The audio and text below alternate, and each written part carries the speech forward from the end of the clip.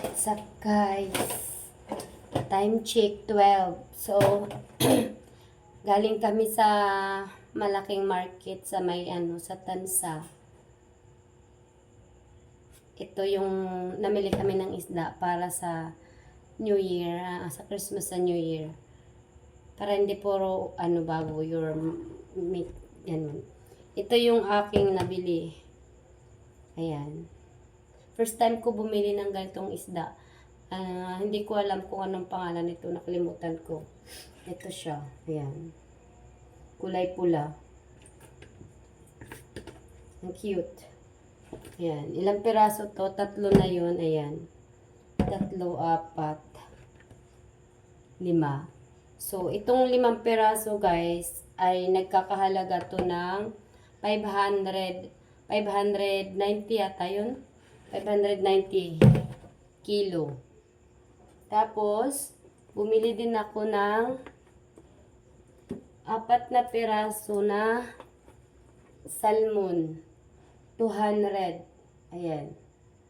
4 na piraso to guys. 200 pesos.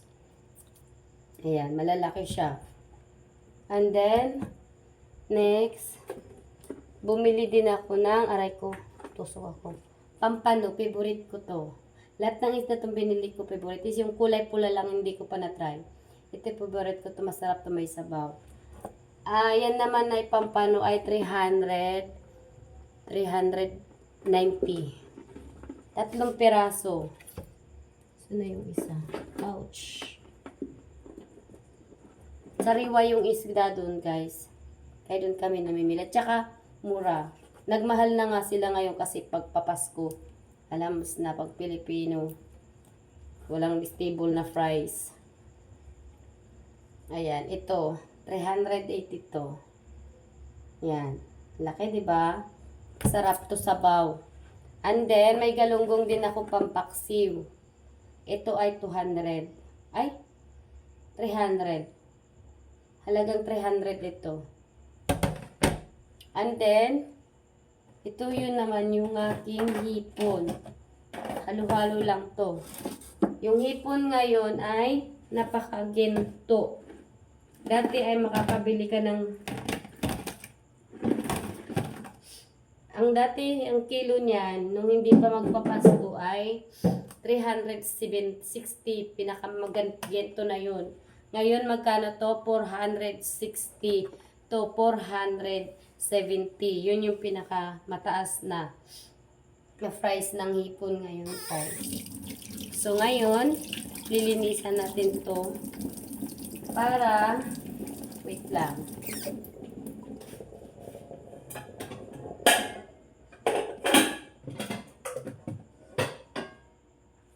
Linisan natin para mailagay sa fridge. So yan. Nilagay natin to sa mga lalagyan. Dito. Yung hipon muna. Tanggalan natin to ng mga... Yung hipon, tanggalan natin ng uunguso. Gusto ko sana magluto ngayon. Kaso nga lang, parang gabi na. Hindi lang talaga parang kay gabi na talaga. Nagugutom pati ako. So, ito lilinisan natin. Isa-isa. So, ito yung halagang natin. 460. Lagyan ko siyang tubig para hindi lumiit. Tapos bago natin lagay sa fridge. Isda naman ang ating huhugasan.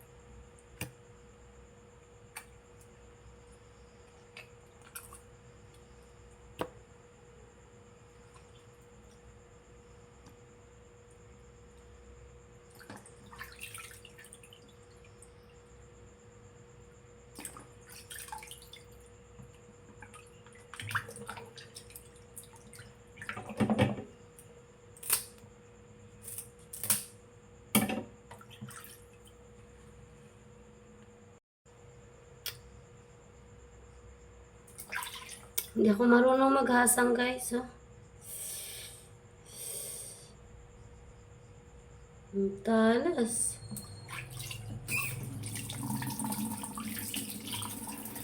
Ang talas ng ano nito.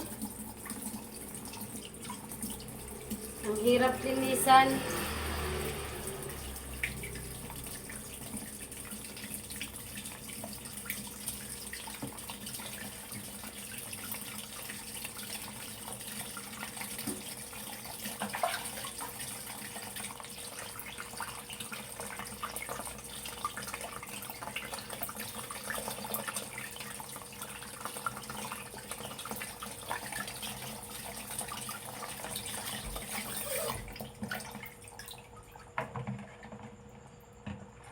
Hirap pala ito linisan guys.